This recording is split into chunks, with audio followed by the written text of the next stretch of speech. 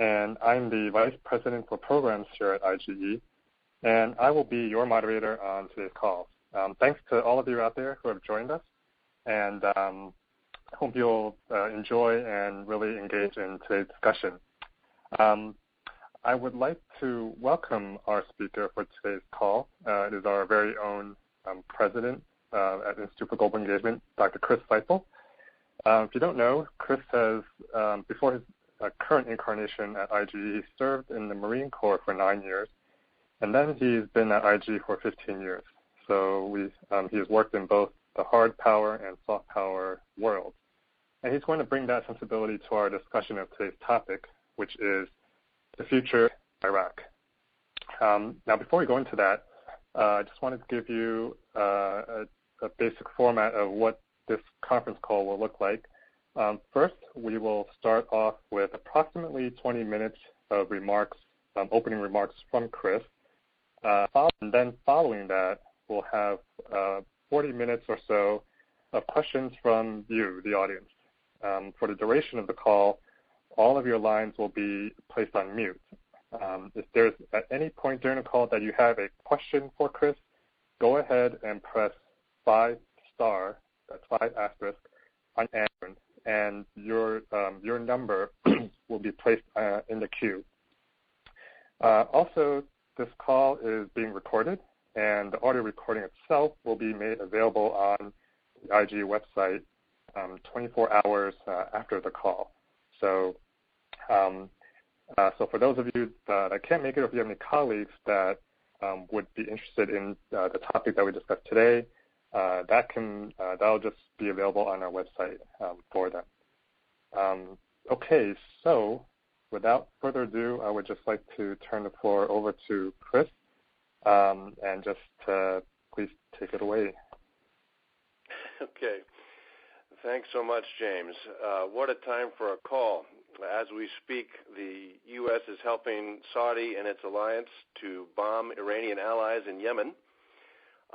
We are actually bombing Iranian and our enemies in Iraq, and we're negotiating with the Iranians and Switzerland over a nuclear deal. If that sounds paradoxical, if not contradictory, it could be because it's true, and there's a lot to think through. There's a complicated situation going on, and what I hope to do today is just sort of talk through some of that. And let me apologize in advance, because in talking through some of this, I will be typically American, too short-handed, too general, perhaps too glib, and in the process offend each of you. So I want to ask for your forgiveness and forbearance and grace beforehand as I just try to name all the different parts in as simple and direct fashion as possible, even as I welcome your rebuke. And the key that I would hope you take away from this is that we've got to see the interrelated whole, from the hard to the soft power, as James mentioned. By way of brief background, with my experience with the Middle East, I've been traveling there for over 10 years, from Mauritania and Morocco to Tunisia and Israel and Iraq, and have had opportunity to work with and through the Swiss government engaging Salafis, which is a group of folks who have not too often been engaged. And we've had the opportunity to work with Mark Burnett and Roma, Downey, Hollywood producers, who approached us last fall about helping persecuted minorities, especially Christians and Yazidis and others who have fled ISIS. And how do you do that, and how do you think about that? And I'm going to come back to that at some point. We do this as IGE, the Institute for Global Engagement. We have a philosophy of trying to build environments, sustainable environments for religious freedom worldwide through local partners.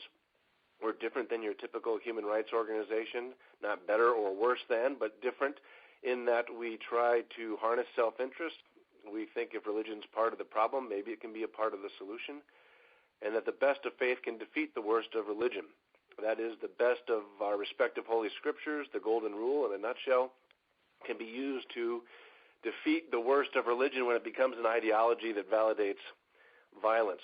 And if you want to know more about that, we have a whole theory of change, and you can see that on our website, and it'll be a part of a follow-up e-blast that we do with resources of writings and video that may help you think about this or apply this in your local context, your local house of worship, your church, your Rotary Club, because these are issues that have to be discussed if we're going to steward our American citizenship in this world, with much of it seemingly going to hell in a handbasket, with the Middle East at the forefront. There are a number of ways to think about the Middle East right now. One way, if you're an international realist, would be to see this as a geopolitical problem where religion is instrumentalized. And what that means in political science speak is that religion is being hijacked to advance political purposes. In this case, what we're really talking about is a classic, long-standing, hard power competition between the Persians and the Arabs. That's one way to think about it. A second way to think about it is to say there's a religious competition going on, that Sunni and Shia have not been getting along since 680 AD or so, and they truly believe in jihad against each other as infidels, and it's a religious lens that really dominates this, which is also to say that the Sunni and Shia theologies have not sufficiently articulated a means of living with the other. Another interesting topic, peace building from a Sunni and Shia perspective. A third interpretation would be to say yes, it's actually both of those, and it's really hard to distinguish where one theory might predominate or be primary over the other one. And then a fourth one would be this. What we're really talking about here, 100 years, is the issues of governance and authoritarianism. Now, to argue in this context that ISIS and Sisi, after all, are the same word spelled backwards. And they're two forms of authoritarianism defined against each other with neither one allowing for any space for the other. Another way of thinking about this governance issue is that some of the terrorist organizations have resulted from a lack of a safe space or a lack of a public common forum or public square where issues could be debated, and because there was this Arab authoritarianism, they were pushed out to the extremes.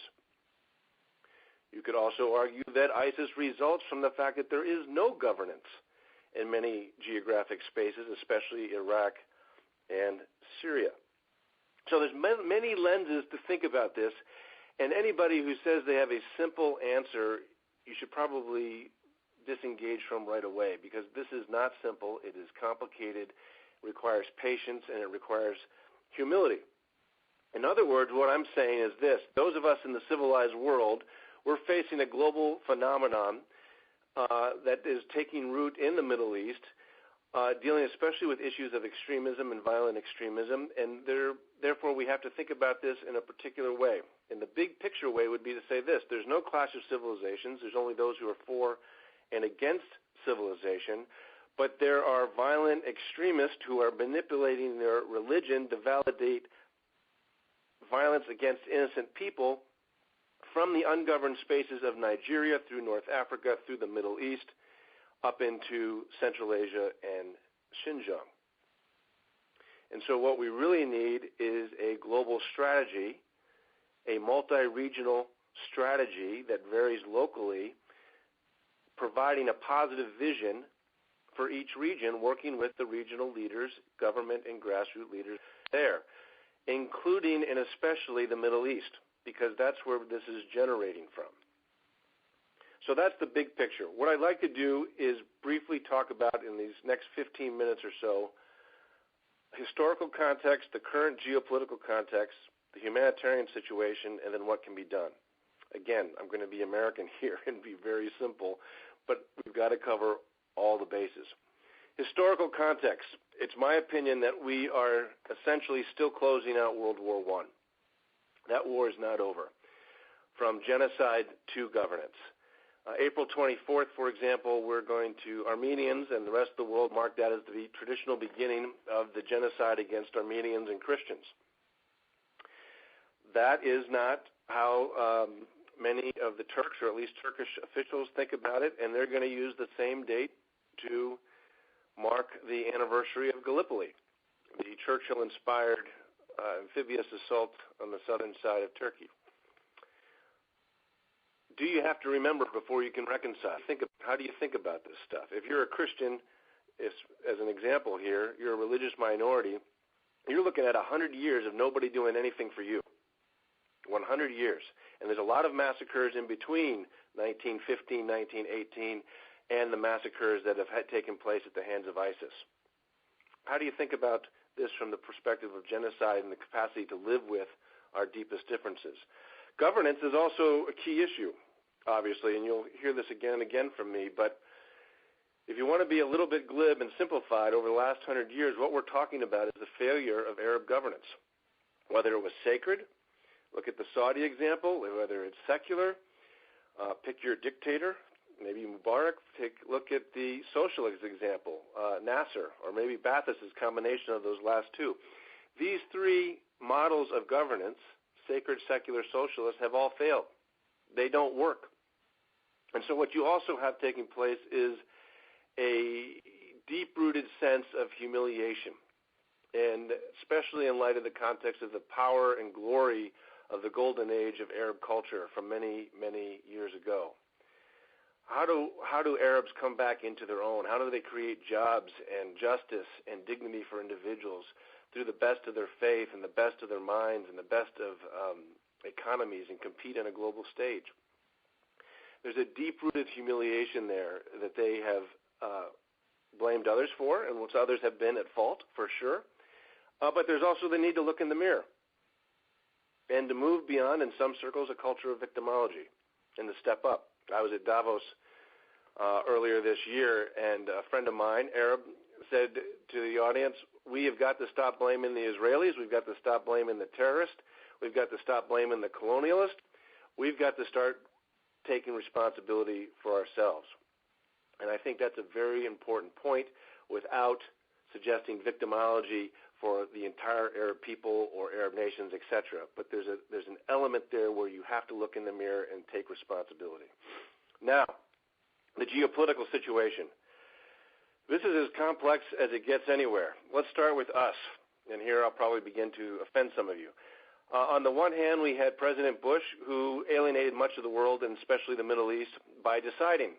On the other hand, we have President Obama, who has alienated much of the world, especially the Middle East, by not deciding. We need a Goldilocks solution of some kind here. In the case of Iraq, the only thing that we have learned, I think, is this. The only thing worse than going to war without a plan for the aftermath is leaving that war without a plan for the aftermath. In particular, we supported Maliki while he was throwing Sunni leaders in jail. We stood by and did nothing between 2011 and 2014. We're accountable for that. This administration, last 6 years, they've been in power. It seems, and this may seem like a political comment, but I mean it as a leadership comment, the only red line, it seems, is that there are no red lines.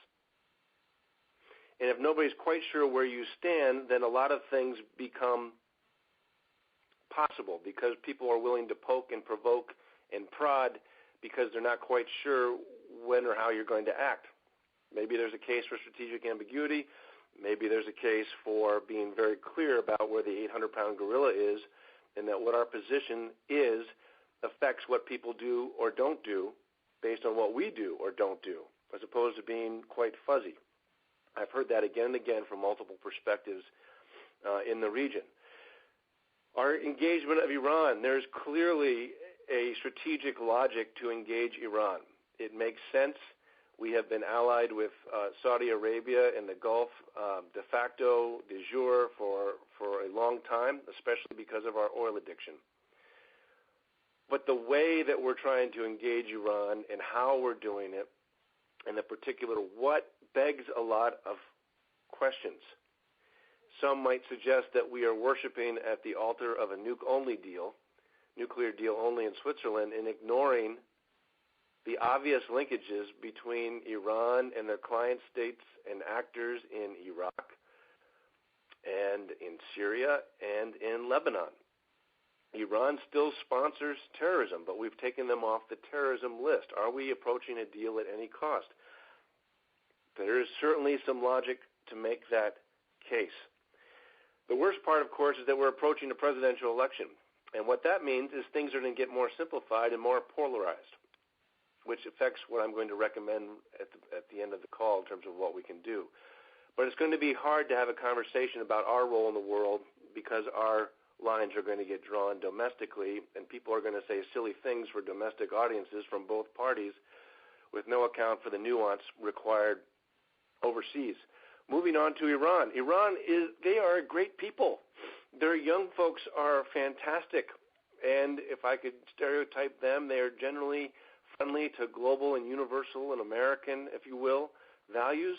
They want to live in a globalized world, but they're still ruled by a regime that sponsors terrorism.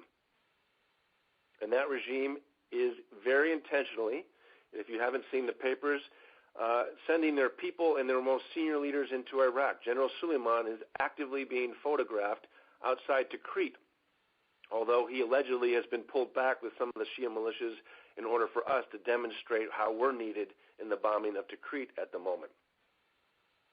Whether that makes any logic, I don't know.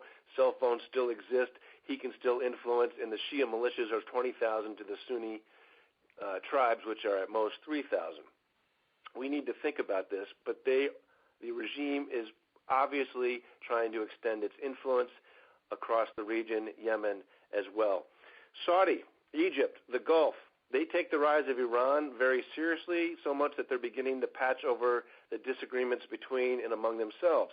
Al-Sisi, the president of Egypt, is trying to issue ideas of reform. Whether a political leader who is a former general can do that is up for discussion. Maybe only a non-theologian can do that, or maybe it's what the West wants to hear. I don't know, but these are real questions. Here's the irony, though. Many folks, well, I shouldn't say it that way, particular individuals, let's say it that way to be safe, within Sunni countries have funded the extremists across the world, and especially ISIS. So they're funding them, but then on the other hand, they are also eliminating any Islamist from the table, from the public square.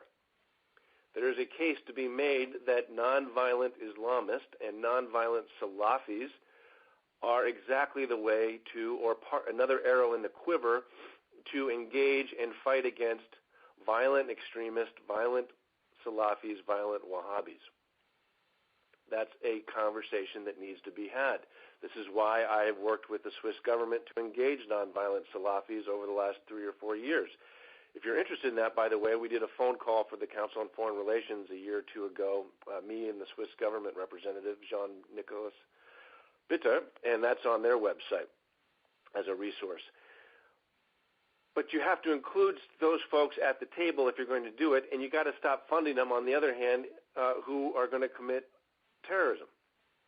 So the Sunni world has to come to grips with this in some fashion quickly, or it's not going to work. By the way, Brookings has now begun a conversation, that's another resource, about quietist Salafis. Again, this is a conversation that's needed whether or not you agree with it or even think it's possible. We have to look at all the elements, especially if you believe that the best of faith can defeat the worst of religion. In Turkey, as I've said, they have trouble remembering their past, and therefore I think that makes it very hard to seize their future. There is a reported rift between the prime minister and the president. They have not been very kind to the Kurds over the years. They do not want the Kurds to have independence, but they also need the Kurds as a buffer against ISIS. And by the way, they have at one point supported ISIS because they supported the downfall of Assad, which is after the fact that they were for Assad. These are very complicated situations where things change from day to day, as it were. The Kurds, these are the only folks that have consistently been fighting ISIS. They are not equipped to do so. They've got AK-47s and some small howitzers. We still have to provide, the U.S. still have to provide military support through Baghdad because Kurdistan, Iraqi Kurdistan, is still a part of Iraq. And in so many ways, the Americans have said to Iraq and to the government in Baghdad, you've got one last chance to keep Iraq whole. Other than that, we have to look at different options in the future. The Kurds have not been independent. They have suffered at the hands of multiple folks. Gassing of Hussein in the late 80s. Suffered at the hands of the Turks. There are two different interpretations of that. This is a chance for them to gain independence at some point, perhaps. What would you do if you were Kurdish? Would you not seize this moment and seize as much land as possible in order to come to the negotiating table? It's an opportunity. ISIS. Their identity is religious, and their religious identity is tied to the land because they have proclaimed caliphate. Now, there's a great debate about whether they're truly Muslim or whatnot. My feeling on that is simply this. If they believe themselves to be religious, we have to take them at their own self-understanding in the name of good analysis. On the other hand, I don't feel called to validate their self-perception as religion, and I refuse to use the word jihadi or anything that would associate them with Islam. They are terrorists to me, and I use the acronym that Arabs use for them, Daesh, because the overwhelming majority of Muslims consider ISIS to be apostates, even though ISIS considers the overwhelming majority of Muslims to be apostate. Again, more contradictions and paradoxes. Israel is in the middle of all this. They've just gone through an election, which has complicated matters further. They obviously, and we support this 100%, we do not want Iran to have a nuclear weapon given some of the things that have been said by the regime. But it is also true that you can be 1,000% pro-Israel and their security and have some concerns about how the current prime minister has conducted himself during the election and how his words may or may not help the situation. That is a good debate to have, especially since he is freely elected and will be in power for this next term. And then in the middle of all this are the religious minorities. They've had a century of massacre. No one's been looking out for them, especially the Christians and the Yazidis. And those minorities especially feel like they can trust nobody. So now we have a humanitarian situation, and it's the worst since the end of World War II. The statistics are mind-boggling, but just consider this. In Lebanon, you have 4.5 million people, and they have 2 to 2.5 million refugees or IDPs. That's internally displaced people. In Kurdistan, you have somewhere close to 5 million, and you have almost 2 million refugees and IDPs.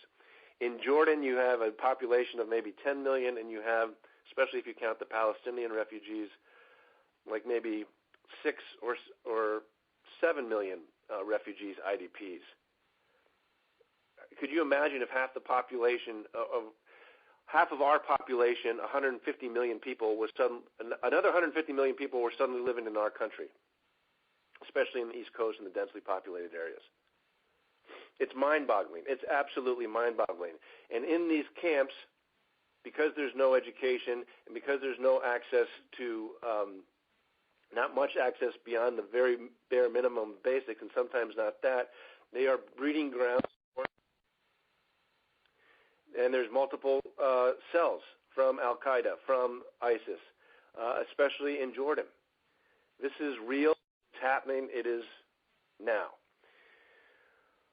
So the bottom line is this. The pessimist has all the facts. If you are a person of faith, though, by definition, you believe in something tangible that is unseen.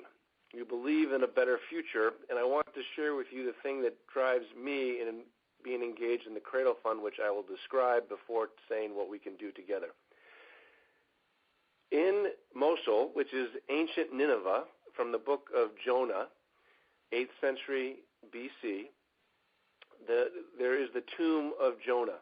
Jonah is a prophet, one of the very few prophets, maybe the only prophet revered by the Jews, the Christians, and the Muslims. And his tomb was put in a church, and when Muslim armies came in the 7th or 8th century, that church was destroyed and a mosque was built.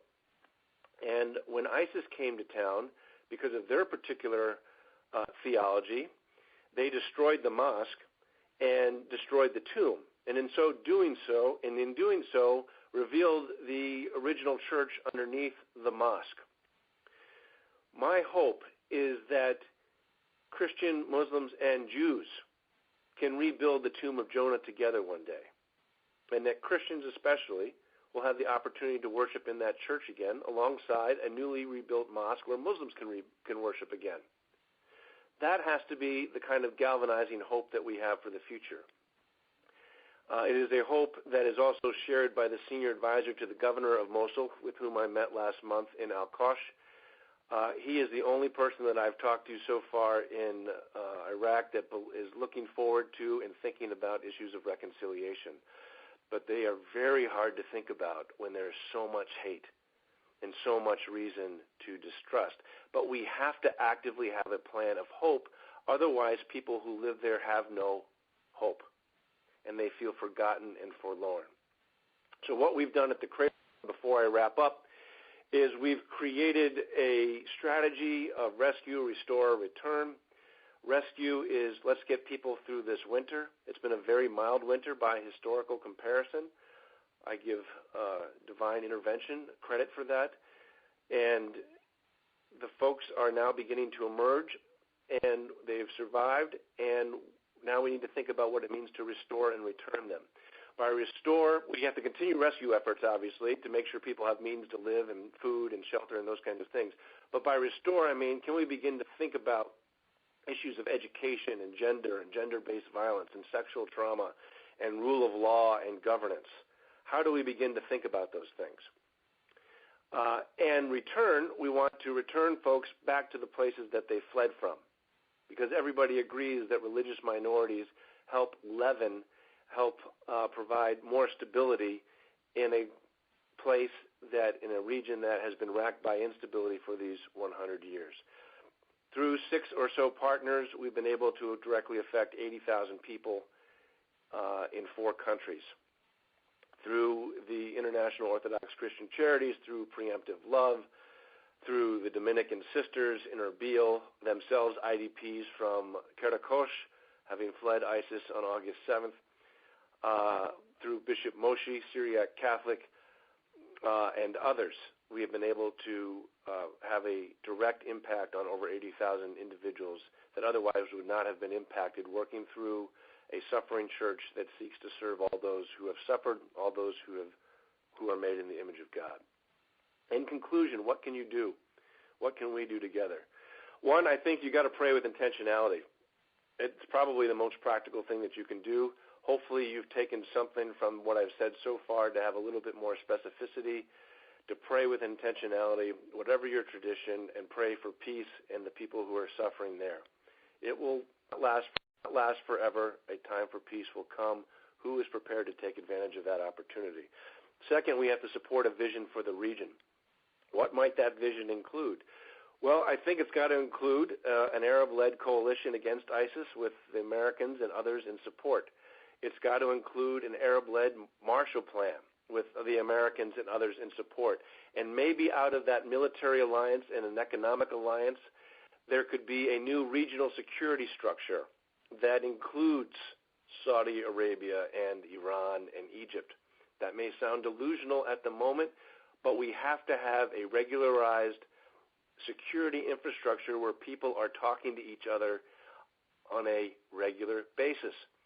That's part of the problem that does not exist at the moment. In the case of Iraq, Kurdistan has put off calls for independence, but that is something that one way or the other is going to be considered. For now, it is a semi-autonomous region within Iraq.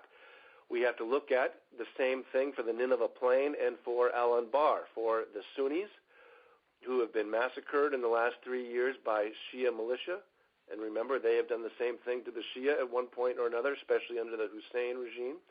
But also for the Yazidis and the Christians. They need their own protection units, especially in the Nineveh Plain. And that has to be backed by a rapid reaction force. I say that loosely, but what that really means is there has to be an American core to a rapid reaction force, most likely based, and this is just my opinion, in Erbil, in the same way that we will have a rapid reaction force, or will continue to have one in Afghanistan. And it strikes me that the troop numbers there should be about the same in Erbil, 9,800 troops, 10,000 troops, a credible force, a small footprint that can react quickly and defend and come alongside semi-autonomous regions to protect minorities so that they will feel free to move back. They will not move back unless they feel protected, and they do not feel protected by the governments that exist. There will have to be an independent international force with the base of that, or the core of that. The other thing that you can do is support the creation, and we're in conversations with the Kurdish government about creating councils in Kurdistan for all those who have fled ISIS to begin thinking in a new way about these issues of gender, security, governance, and establishing those councils now in anticipation of a ISIS defeat. So when they go back to the Nineveh Plain, when they go back to Mosul, there will be at least some modicum of sufficient trust established that can be used in a new situation to build up good governance. Lastly, you can give to Cradle Partners. I've named some of them. They're on our website. They'll be on the e-blast that we send out after this phone call, either today or tomorrow. And then I would encourage you to do this, especially as we approach a presidential election, and especially as we look at our own polarized politics for which we have to take responsibility as Americans. Do something crazy like start a book club with people who don't pray like you do. Don't feel you have to talk theological. Don't feel you have to talk religious. Just pick a book and do it with somebody who doesn't look like you. That's one way to start to get to know somebody, to walk in somebody else's shoes. Engage a house of worship that doesn't pray like you. You don't know which one to do? Engage the one closest to you. Find ways to do something practical in your town. Work on a food bank together. There's plenty of people in America on food stamps. Think about ways to work together. At some point, when there's enough sufficient trust built, invite the leader of that house of worship to your house of worship. Doesn't have to be on your day of worship, but maybe it's in your equivalent of a fellowship hall. And let that person explain their faith as they understand it. And don't be afraid to ask the tough questions, because you're neighbors, and neighbors got to be honest with each other about things that they may or may not agree on, but at least you can have a conversation and begin to get to know each other. I guarantee you, if you are of a Christian majority culture and church, the folks that you ask to come into your safe space, or the people, or your willingness to go engage their safe space, it will be appreciated, and they will feel respected. And sometimes it doesn't even matter what you say. It just matters that you're doing it, and that you're doing it with a smile and a demeanor that says, I respect you for who you are, and I want to learn from you. That is the most practical thing that you can do for the Middle East by doing it here, because then we can begin to inform our politicians about how they might lead our government in trying to do something similar overseas. Okay. Oh, one last thing. Invite Cradle Partners to come speak at your house of worship or your local university. We've got lots of great folks, people at IGE who are wonderful. I'm biased at this point, but invite them to come to catalyze some of these conversations and to think about what the follow-on action might be once that conversation comes from somebody outside the community. Sometimes it takes somebody from outside the community to catalyze the conversation in it. But if you think about it, you can catalyze it from outside and then sustain it from within if you're prepared to do so. That's also another way of thinking about it. With that, let me give the floor back to James. Thank you for listening to me. And again, I apologize if I said anything that ruffled feathers. I'm just trying to be succinct as possible in one of the most complex situations in the world. Great. Thanks so much, Chris, for the really great insights. Okay, well, we'll open up the lines now for questions from the audience. If any of you felt sufficiently offended, there's your chance to speak back. As a reminder, if you have a question, go ahead and press 5* on your phone. When it is your turn, the call administrator will announce your name and unmute your line so that you can ask your question. And then your line will be placed on mute after you ask the question. Now, if you're already in a queue, then which is say that you've already pressed 5*, but you don't want to, you change your mind by asking a question, go ahead and press 5* again, and your name will be taken out of the queue. Okay, so please, I'd just like to ask the call administrator to go ahead and let's hear the first question. Sure. Thanks, James. Well, our first question today comes from Mr. Charles Stromer. So, Charles, you've been unmuted. Go ahead and ask your question, please. Hey, Chris, it's great to hear your voice, man, and sure appreciate this conference call. I always learn a lot from both your spoken and your written words, so thanks very much for taking time to be here today. As you know, I've been pretty jazzed about the Cradle Fund and working with quite a few people to participate in the first element, the sort of rescuing people and getting through the winter. And we've been thinking about the next two phases a bit, restoration and return. Could you talk to us about some particulars about that as we begin to think into the summer and the autumn and next year, some particulars about what we could be thinking about as far as the restoration elements and the return elements? Yeah, absolutely. And thank you, Charles, for your leadership and your wisdom. Charles heads up a whole wisdom project down in Tennessee and has been very gracious in writing about the Cradle Fund and writing some great blogs. And we're so grateful for that and the approach that you've taken and trying to localize it in a practical fashion. It's premature to talk about exactly how this plays out with the Kurdish government given our talks with them. But in general, I would say this. How do we bring people of very different faiths and perspective together and get them talking again? The whole issue in the Middle East, or particularly in northern Iraq and the Nineveh Plain, is that there is almost no trust. What I've heard time and time again from different refugees, especially Christians and Yazidis, is it wasn't necessarily what ISIS did. It's what some of their Sunni neighbors did under the pretext of ISIS. And so how do you go back to that when you know it was your neighbor?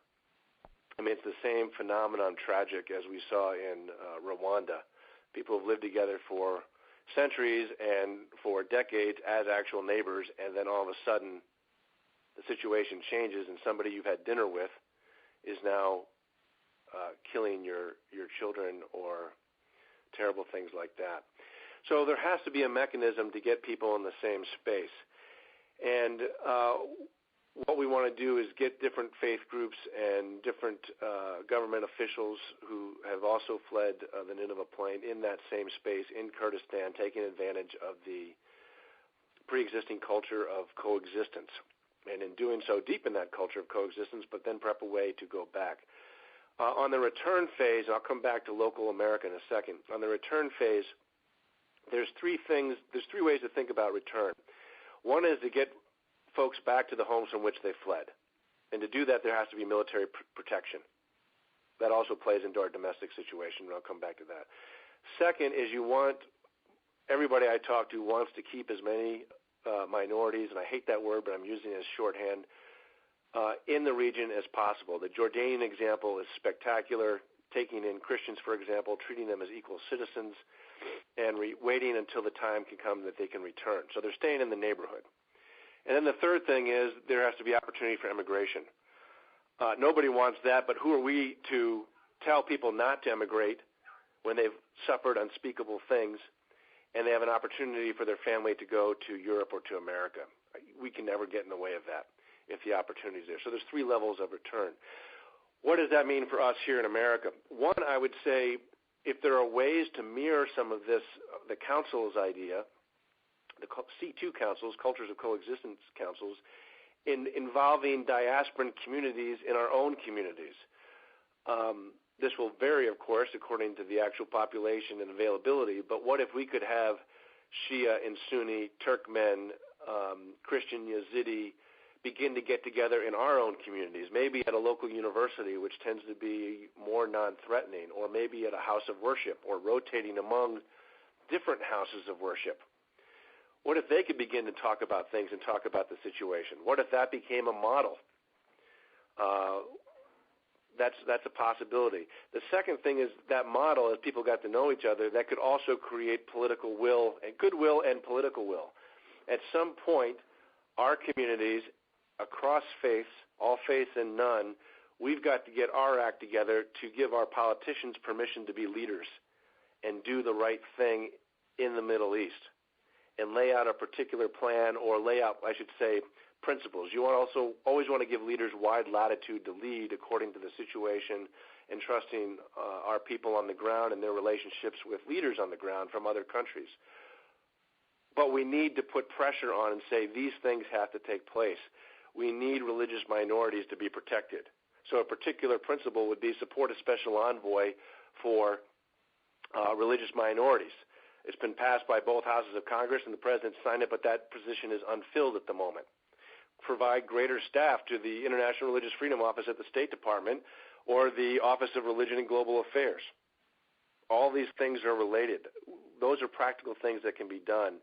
But the point, Charles, is where is that local basis of developing common collective wisdom, and then how does that wisdom get harnessed living locally but then applied practically through everybody getting behind a common plan or of common principles that says to our leaders, hey, we're not quite sure what to do, we're going to trust you, but you got to do something. Don't do something to do something according to these principles.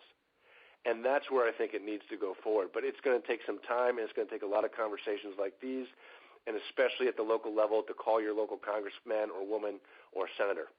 I'll stop with that. All right. Thank you, Chris. Our next question comes from Tim Morgan with Christianity Today. Tim, go ahead and ask your question, please. Hello, Chris. Great that you set this conversation up. I would like to know more about the Cradle Fund in terms of how much money has been raised and whether you're primarily seeking deep pockets donors or you're going to, the grassroots. Can you give me an update on that? Thank you. Yeah, sure. Thank you, Tim, and thanks for the magazine's leadership and constantly calling attention to the issue and having folks in different fora speaking out about it. So the Cradle Fund is, like I said, we're working through partners that we identify and vet. Sometimes people come to us, sometimes we go to them, and we're looking for people who can actually do things on the ground because they have the experience. For example, Preemptive Love,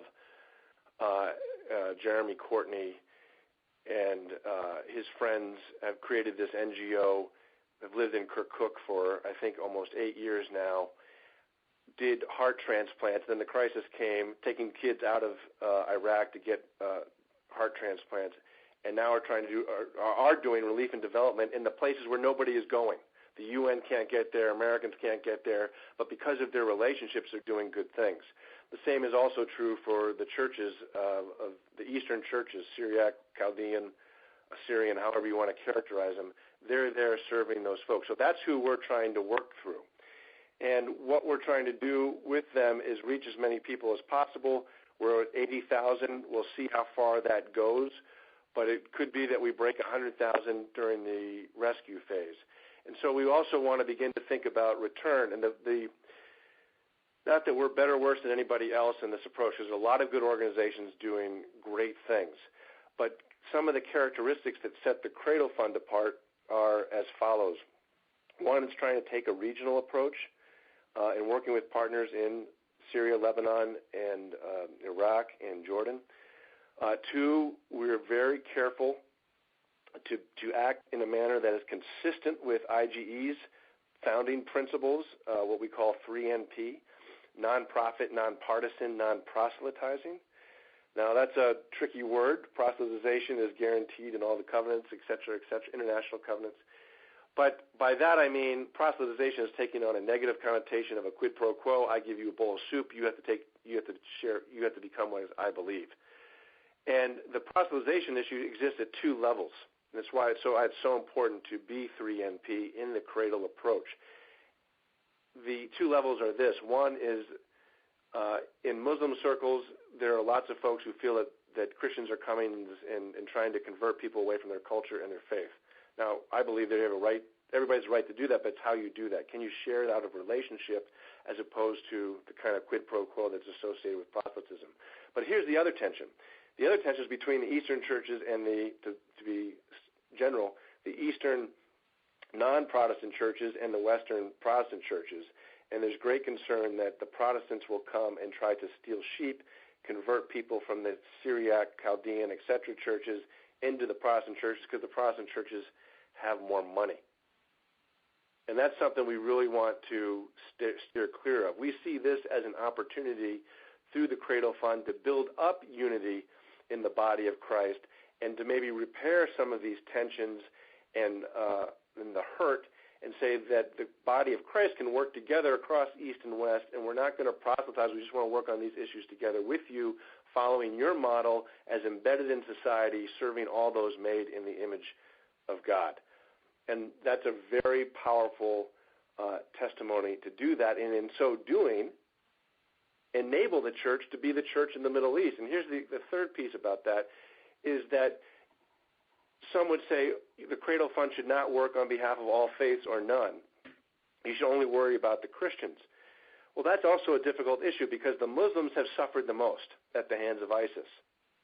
Now, on the other hand, Christians and Yazidis have suffered disproportionately because they're already minorities, and therefore they face a genocidal threat against them as a people group and an existential threat in that ISIS is systematically also trying to wipe out culture. So there is a need to come alongside Christian and Yazidi, but if you were to do that in isolation, you stand the chance of alienating Christians and Yazidis from the Muslim majority population that they have to live with after the crisis is over.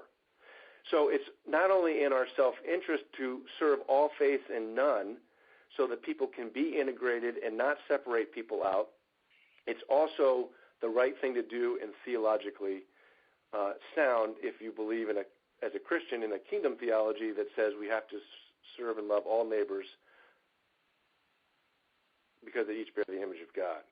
So those are sort of the characteristics. And the last characteristic is this. We're trying to take a long-term approach.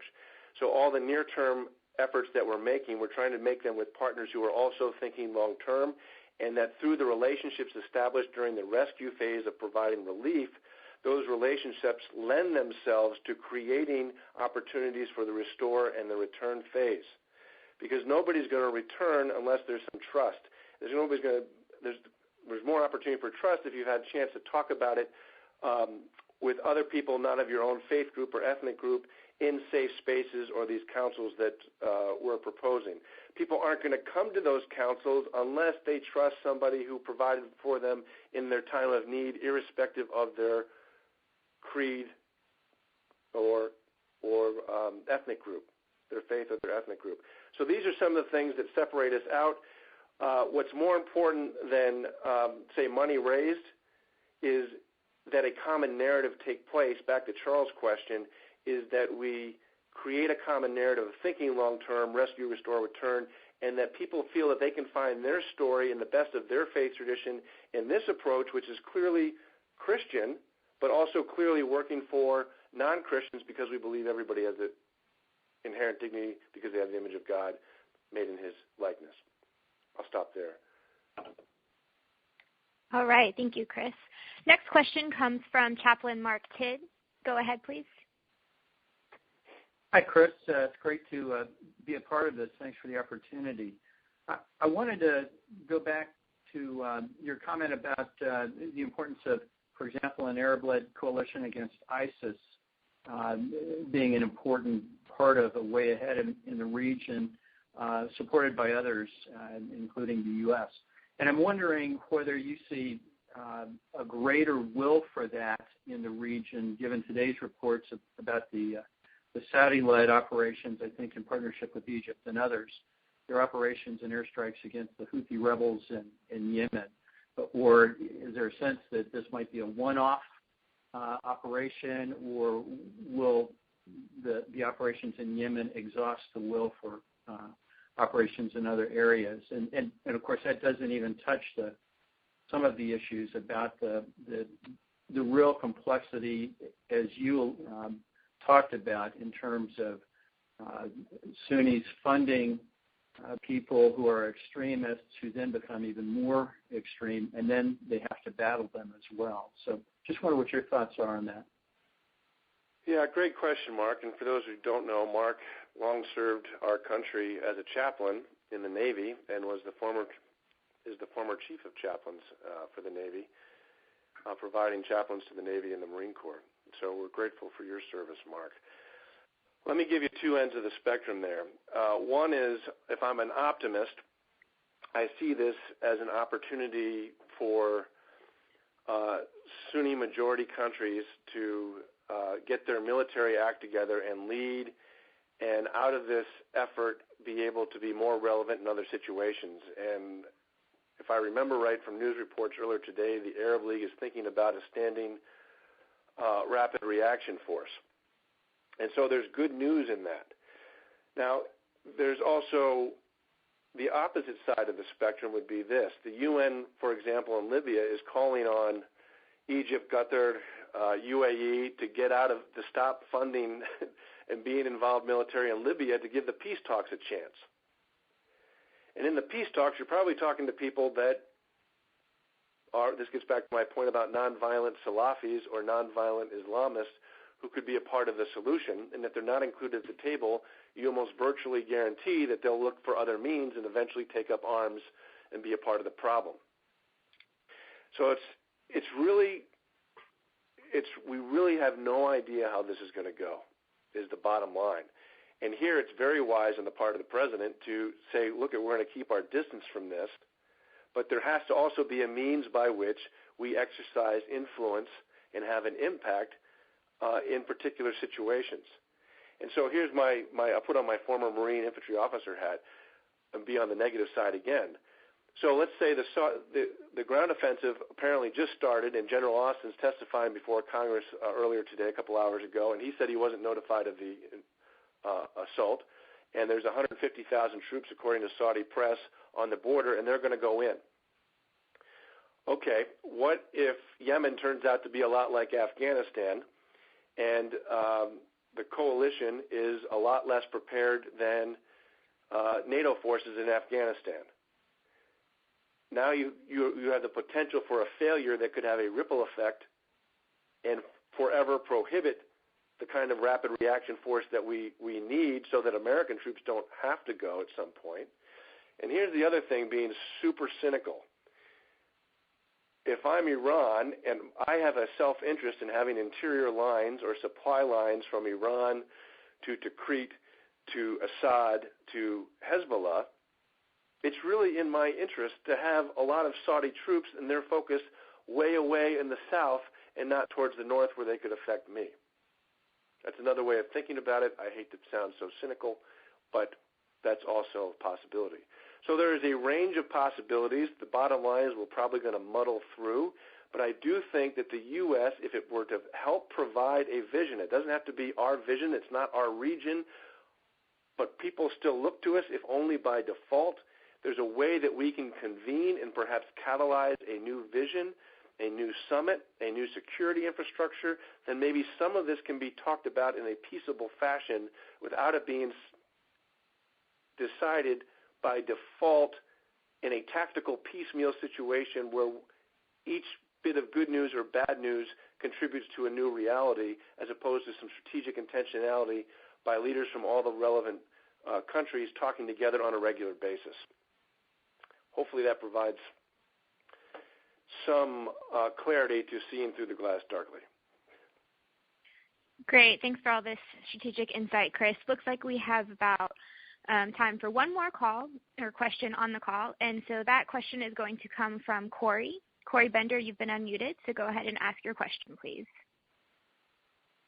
Yes. I was wondering what the best way for the West at the national, regional, and even local level, what the best way is for the West to respond to ISIS propaganda. Thank you.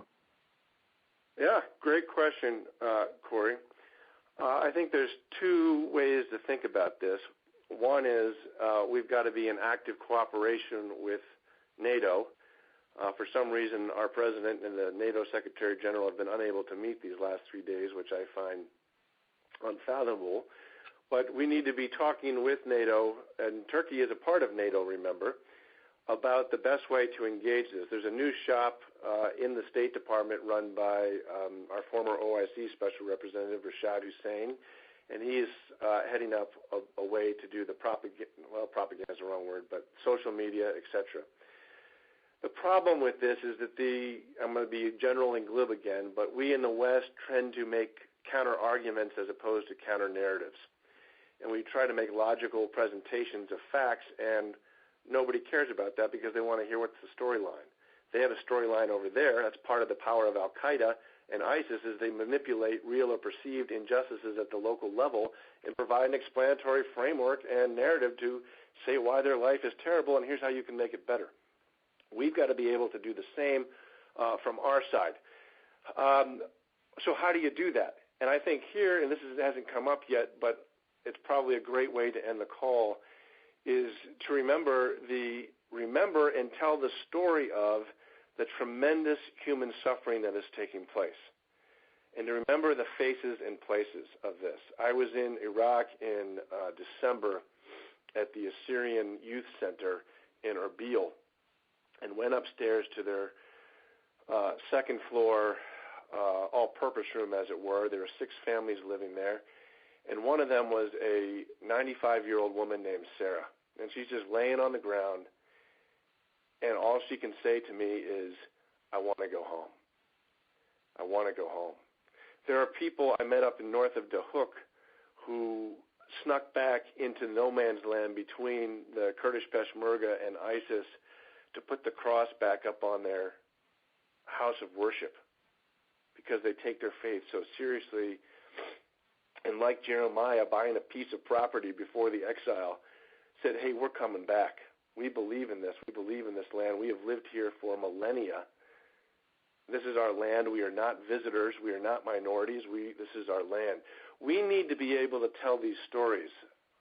We are working with a wonderful guy by the name of Rob Marcarelli out in Southern California who was with me on the last trip in February, last month.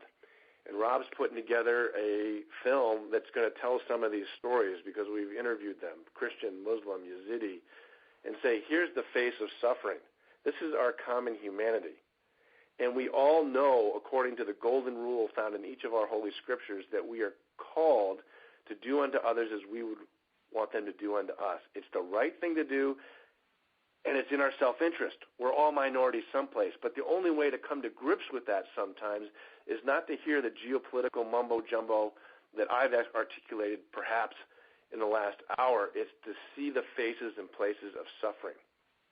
And we're going to be telling some of those stories. And if you go to our website and if you check out this e-blast that we're going to send, you're going to see some of those videos and some of those pictures and some of those stories. And that's what needs to be a part of a narrative that counters ISIS, because it will work locally, I'm convinced, because the human condition cares about fellow human beings, and we all realize that we're minorities someplace, and it will work here in the context of those who are self-radicalizing by the internet. If we can get this into the hands of worship leaders for different faiths, we can tell this story and say, this is what we should be doing together. Don't go join ISIS. Go join the local club or whatever to work in support of doing food drives and blanket drives as a multi-faith Abrahamic statement of what it means to be American and to serve those with no expectation of any quid pro quo. That's where we've got to be going, and that's where we've got to be telling the story of what we're doing. So thank you, Corey, for that last question. Okay, great. Thank you, Chris, for these great comments. And just to plug the websites that if you're interested, you can reach them at Cradle Fund. That website is specifically devoted to the Cradle Fund, which Chris mentioned. And then our general website at globalengage.org. And you can find all more information on these things. With that, thank you to our callers for joining us. Thank you again.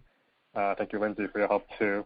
And just want to announce that our next conference call in the series will be on April 30th. We have the honor of having Afifa Saeed, who is IGE's Senior Fellow for our Center for Women, Faith, and Leadership. And she'll be talking about advancing leadership for women of faith and looking at practical tools and lessons learned. So it should be a great, interesting conversation. So we welcome you to join us for that. And with that, thank you for coming on, and thank you all again, and have a great day. Thank you.